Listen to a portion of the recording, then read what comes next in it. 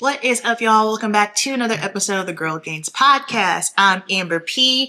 I'm solo dolo for today because if you are listening to this when this drops, Alexis and I are both in Ohio because she is competing at the Arnold Classic. So if you happen to be there and you see us, please say hello. All right.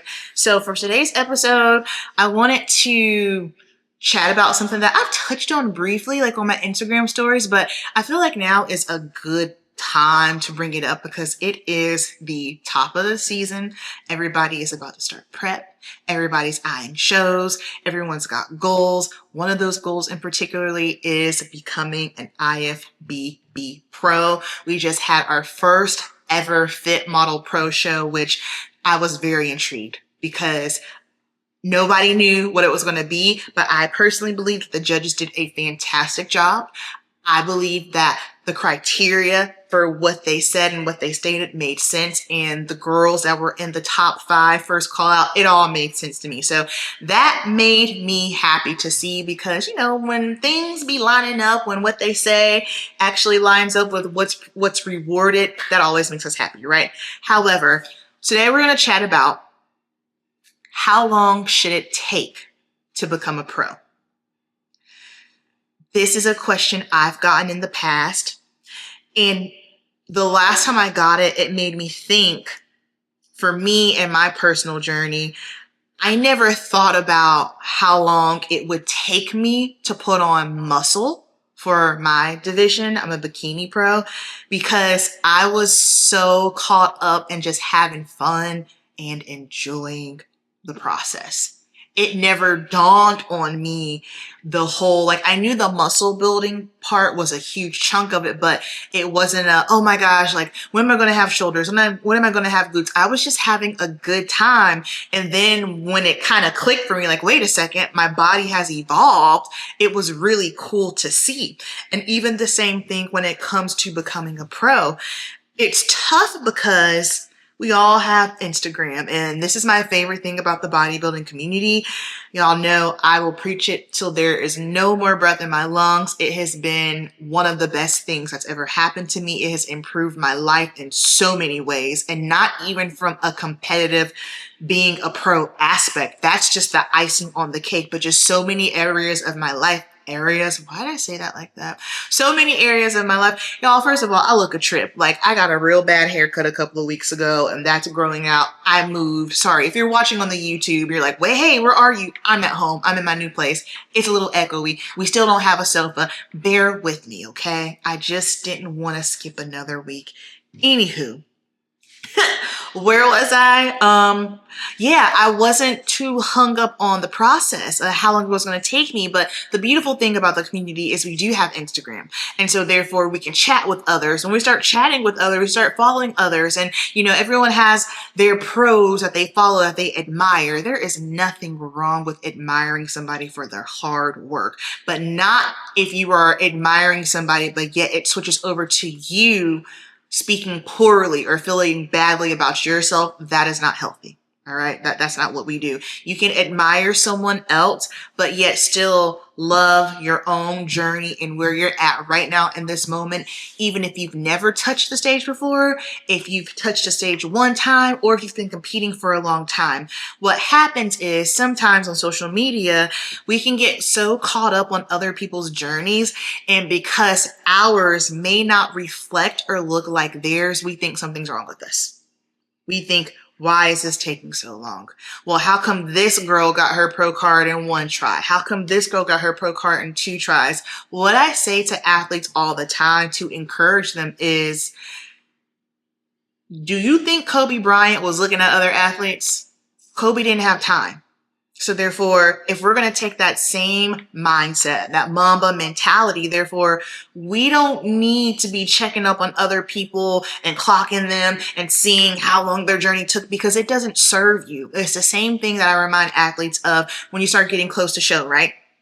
I don't do this. I never check on competition, but you get close to show and you start looking at all these other athletes. How the girl look on Instagram, that ain't how she gonna look on npcnews.com. clock it, okay? Because a lot of the girlies, like, we know our angles. That's posing. That's a bodybuilding, right? So if you know your angles and you have the lighting set up and you got your phone tilted just right and she's twisting and she's doing this, like, a lot of these poses that you are probably even comparing yourself to ain't even the real pros. Wellness girls, they love to do the little gym mirror photo where they bend over so you can see the ham ties. Cool, fantastic. That's not a pose you get on stage, so it doesn't matter. And then also you have to keep in mind that the peaking process, that is going to just change the look altogether. So stay away from adopting the mindset of comparing your journey to someone else's, because when it comes to becoming an IFBB Pro for uses, it takes as long as it takes,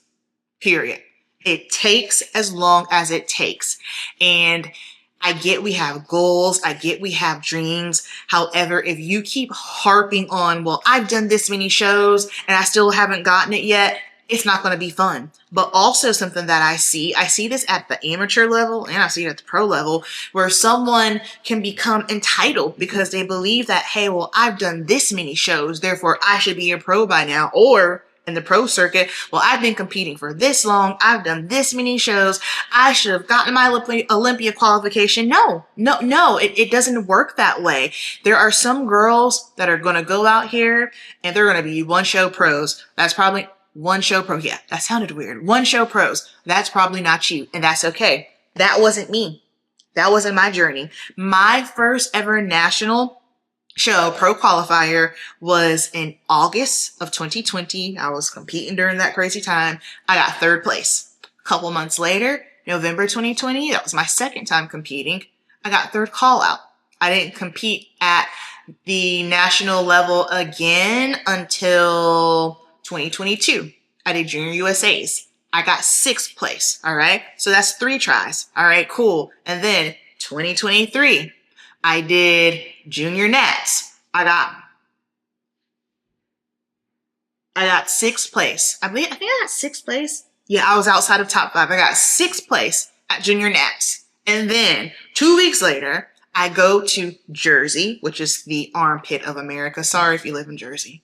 I love you, but my goodness. If you've heard our previous episodes on my whole debacle when I was competing in Jersey, you already know. But Universe 2023, my 5th national show, pro qualifier. That is when I became an IFBB Bikini Pro. So I started off in 2020, and it took me until 2023, 5 shows. Now that's my journey.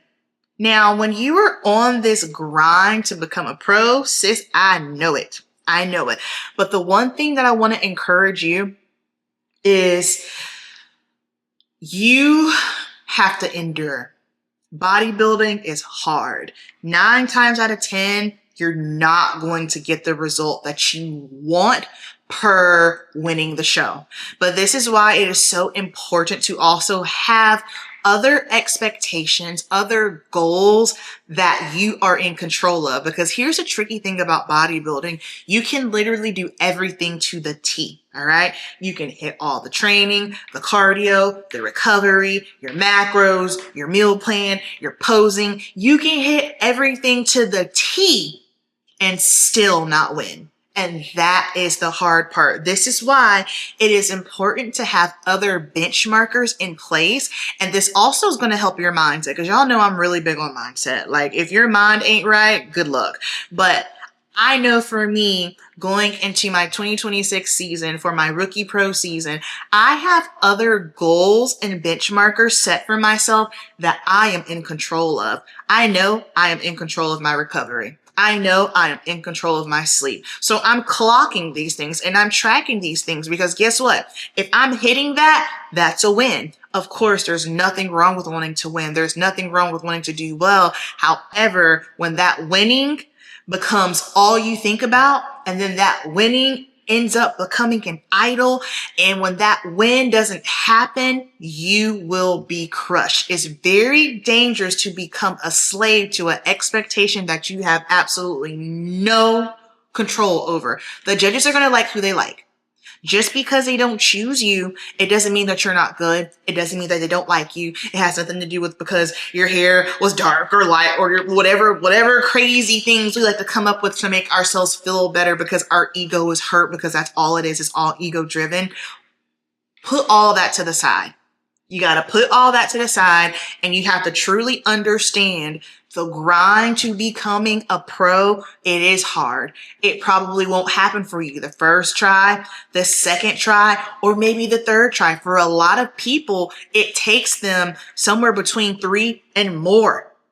Now, if you're a genetic anomaly, congratulations, but the majority of us aren't. And even if you are a genetic anomaly, what we have to understand is the stars, literally everything has to align like tip-top perfect shape, because you could have a beautiful structure. However, let's say maybe if your peak was off and someone else was on, guess what? We see it all the time at the pro level. There is no pro that is undefeatable. Everybody has been beaten, and you will get beat. That's the thing. I think sometimes I have found, just through my, 7 years on this journey, me competing and me doing hair and makeup for athletes. So I'm always like constantly talking and engaging with athletes. But something that I have found is girls who get their pro status first, they tend to have a little bit of a harder time in the pro circuit. Because why? They don't have that endurance. They don't have that muscle of losing. Like, you got to know how to lose well. And so therefore, when you're someone who, like, you were killing your amateur, so maybe your first show, you won the whole thing, and then you did another show and you got overall, and then you go to a pro qualifier and you're a pro qualifier. It's like, cool, you're used to winning. However, in the pro circuit, you lose way more than you will ever win. So if you don't have that endurance on you, if you don't know how to handle a loss, take it on the chin, those girls tend to not do so well. But when you are someone like me, and it's just, nothing in my life has ever been easy. Nothing in my life has ever been fast. Everything has been hard. Everything has been a grind. But I'm not mad about it, because I personally believe during those losses, during those hard times, during those prep moments when you're grinding it out and it feels like nothing happens, that's when your character is being built, and that is when you truly adopt the champion mindset. There are so many athletes that I have glammed, and they have a first call out physique, but their mindset is third call out. A lot of you mentally are already pros. Again, not all, this is just from my own experience. A lot of the girls who become pros early on, that first or second try, they have not adopted the pro mindset, just simply because they haven't had to grind. They haven't had to really just get out there and be scrappy for it.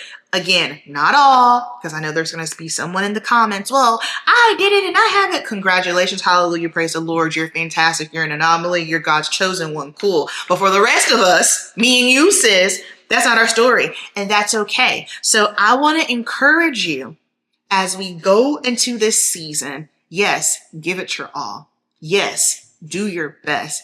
Yes, have that desire to win, because there's nothing wrong with that. But I also want you to be able to end the season saying, no matter what happens, if I achieve my pro card or not, I'm still proud of myself, because I have my own goals and expectations that I set for myself that I know I'm in control of, and I achieved those. And here's the thing. I'm going to keep it a buck with you. When you're going and you spending all this money and you're still not getting the result, that's not going to be your first thought process. And here's the thing, because I'm really big on allowing athletes, not just athletes, but humans in general, the space to be human. We need to be human. It's okay to be pissed off. It's okay to be mad. It's okay to cry.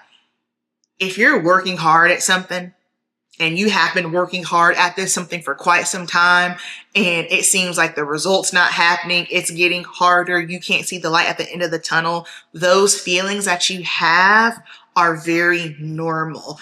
The gag is, though, sis, we can't sit in that. So feel what you feel, be big mad, but then pick yourself up and get it cracking. Get moving again. Get on the grind. Don't give up. Keep going. All right. So hopefully that gives you just a little bit of encouragement if you are somebody who is on the road to pro in 2026. I'm excited for you all.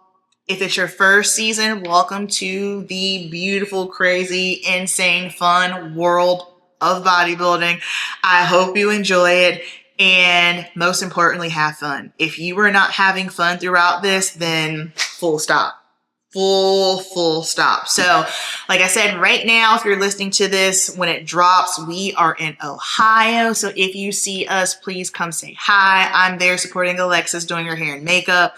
I'm not sure what her posing schedule is like, because I know at the end of the month, she will be in UK because she's also doing the Arnold UK. I won't be able to go to that one. So if you want to pose with her, get on her posing schedule. If you are competing at Arnold, and you're one of her posing clients, she's already seen you.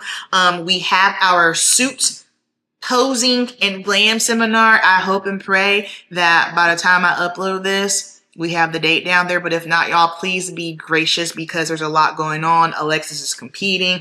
I'm back in my salon studio. I've moved, like a lot of things have happened. So just please be gracious with us. I will be doing glam for the Charlotte Pro-Am April 4th, and then Girl Power, I'll be doing glam for that. And then the next day in Orlando will be our suits, pose, and glam seminar. And then depending on what my schedule is looking like over the summer, TBA, I might be doing some glam at some national shows, might not. I don't know. I'm just taking it a little bit at a time because life been life in a good way. All right. So thank y'all so much for listening, and we will chat with you next week.